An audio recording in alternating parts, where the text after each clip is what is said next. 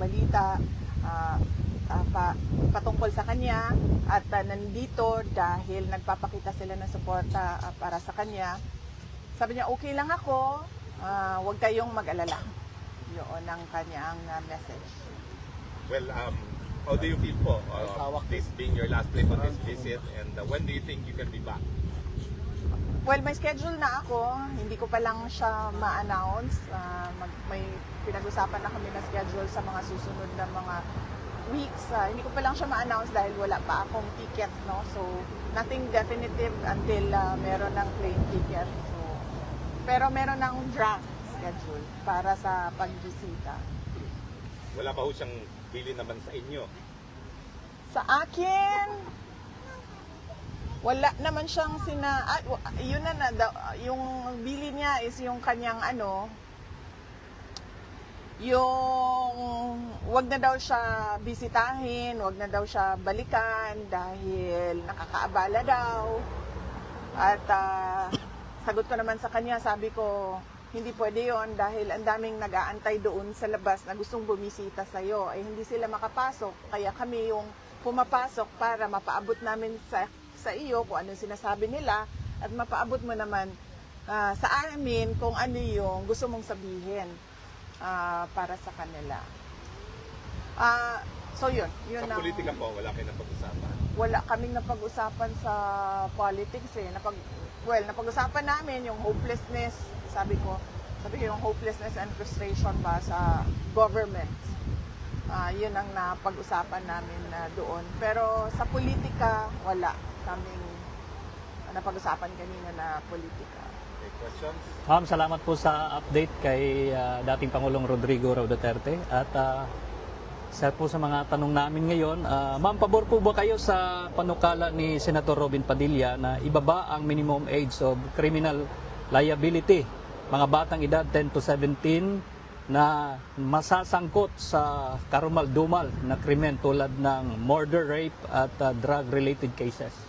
Hindi na muna ako mag-comment yan, no? Dahil hindi pa naman siya pinag-uusapan doon sa loob ng Senado. Kapag meron na silang mga committee hearings, we will make sure na the voice of the Office of the Vice President will participate in the committee hearings of the proposed bill of Senator Robin Padilla. Thank you, ma'am. Ma'am, sangayon po ba kayo sa paraan ng anunsyo ni DILG Secretary John Vic Remulla na suspension of work and classes na may halong biro? Marami po kasing mga netizens ang nagsasabing dapat seryoso at may malasakit ang ganitong mensahe, lalo na't kaligtasan po ng publiko ang nakataya. Ano ang biro? Sinasabi niyo mga abangers, ganito, in the manner that it was actually put out for the public to actually read, ma'am. Sinasabi niyo mga abangers, ito pong update, mga abangers, ganito ganyan. So, Sandali Ito rin na-gets.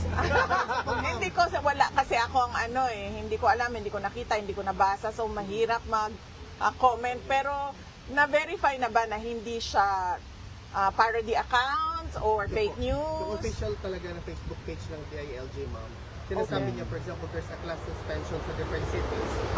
In the manner na sinusulat niya, mga abangers, class suspension. Sandali. Official DILG account. And na-verify na ninyo. May blue check. Sige, so official DILG account, na-verify ninyo and nagbibiro. Yes. The manner na Hindi naman na-hack. Well, we don't know that. Hindi, ma'am. Kasi consistent yung Kaya nga sabi ng mga netizens na dapat daw seryoso ang malasakit sa ganitong mga mensahe, lalo na't kaligtasan ng publiko ang nakataya. Well, unang-una, gusto ko lang malaman kung official, Yes, ma'am, official. DILG account. At pangalawa, hindi siya na-hack. Okay, and hindi din siya fake news. Confirmed yan lahat, ha? Tulad lang din yan noong sa Office of the Vice President. Merong Vice President at merong Office of the Vice President. Iba yung institusyon, iba yung tao. Okay? Kaya kami merong spokesperson for the Office of the Vice President kasi yung institusyon, meron silang mga ginagawa ng trabaho, may projects, may service, may serbisyo at merong boses yung Office of the Vice President. So, kapag nandun ka, makikita mo, very professional yan sila. Pero pagdating naman sa Vice President, ako, yung tao, iba din yung boses ko. So, kung galing yan sa DILG official account na sinasabi ninyo, confirmed naman na DILG official account, they have to be professional. Hindi ko sinasabing hindi pwede maging professional ang pero the person can express, has the freedom of expression. An institution does not have the freedom of expression. Kasi ma'am, yung mga kababayan natin, they are a little bit surprised yung manner ng ng approach sa pag-disseminate ng information kasi parang ginagawang joke or in a joking way. So, thank you for your comment, Vivi. Oh. Thank you, ma'am. Last na lang po. Ma'am, ano po ang... Ay, sorry, sir. Question lang po, kasi kahapon, naibalita ko po sa inyo yung mag-deny ng Pasig RTC sa motion to post bail ni Pastor Apollo Tuloy na ibalita niyo po ba kay PRD at ano po ang kanya? Hindi, sorry. Hindi namin napag-usapan yung balita na yan na hindi ko napaabot na sa kanya yan ngayon. Thank you, ma'am. Ma'am, ano po yung ang reaksyon ninyo sa inilabas ng safety alert ng Ministry of Education ng China kaugnay sa pag-aaral ng kanilang mga estudyante sa Pilipinas, kung saan binanggit ang umano'y tumataas na banta sa seguridad at insidente ng harassment sa mga Chinese nationals? Well, karapat-dapat lang na mag-issue sila dahil may obligasyon yung state to protect its citizen wherever they may be found, sa labas man ng China o sa loob ng China. So, kung merong mga ganun na pangyayari na nagdidelikado yung buhay nila or merong harassment, merong threats na nangyayari, ay dapat bigyan nila ng sapat na warning yung kanilang mga citizens para sila naman ay makapaghanda or meron silang magagawa para sa proteksyon ng sarili nila. Thank you, ma'am. Boss Lee. Bibi, do you have a comment? Kasi sinabi ng Senate mismo, ni Senator Gatchalian, I think, he said that the Senate will convene as a high impeachment court on the 4th of August to hear out the impeachment complaint against you. Do you have a comment with respect to this? Kasi this is exactly 1 week after the SONA ng Pangulong Bongbong Marcos. Hindi na muna ako mag-comment about sa impeachment kasi merong spokesperson for the impeachment topics. Ito yun si Attorney Michael Powa. So, if you can find time to reach out to him to ask him questions about the impeachment, then he would gladly answer questions about the impeachment. Thank you, Vivi. Do you have any expectation na sana i-bring up ni President Trump kay Presidente Marcos Jr. ang issue ng ICC and about former President Duterte? Wala akong expectation. Wala akong expectation na i-bring up niya doon anything favorable to former President Rodrigo Duterte. Likely, baka i-bring up niya doon, pero ang kanyang sasabihin ay things that are unfavorable to President Duterte. Because he will really defend what they did to the former president. No, I meant on the part of President Trump. President Trump to President Marcos. Yes. Mayroon ba silang meeting? Wala pa po sa special. Wala pa po according to the official pang schedule. Wala pa po according to the official schedule for the day. Wala. So, Okay. wala. Yes, Yun na. Any questions? Boss Ding, Manateros. Madam, congratulations po sa disaster response ng OVP. Napakaganda, positive po yung mga comments ng netizen tungkol po sa inyong disaster response. Paano nyo po ba inuutosan yung Office of the Vice President pagdating dito, samantalang matagal na po kayo nandito, ma'am? paano nauutusan yung mga tao doon? Preparation. Paano niyo po sila nabigyan ng Nabibigyan ng instruction? commands? Okay. Well, unang-una kasi, ang Disaster Operations Center, nung tayo ay pumasok sa Office of the Vice President, in-institutionalize na natin siya. Kasi nakita namin, isa ito sa mga pinakamaraming requests na dinadala ng mga taong bayan na sa Office of the Vice President. Yung tulong kapag merong kalamidad. Yan ang isa sa top three na hinihingi. Ang una is medical and burial assistance. Ang pangalawa is disaster relief. Yan yung pangalawa na hinihingi ng taong bayan. So ang ginawa namin, in-institutionalize namin. Ibig sabihin, gumawa kami ng isang center at isang team ng mga tao na yun lang yung gagawin nila.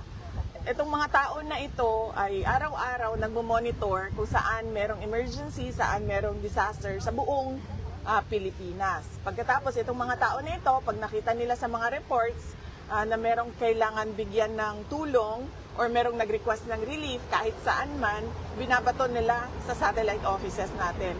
Naka-preposition lahat doon ang tulong sa satellite offices, and then yung satellite offices, meron silang assigned din ng mga tao for disaster response.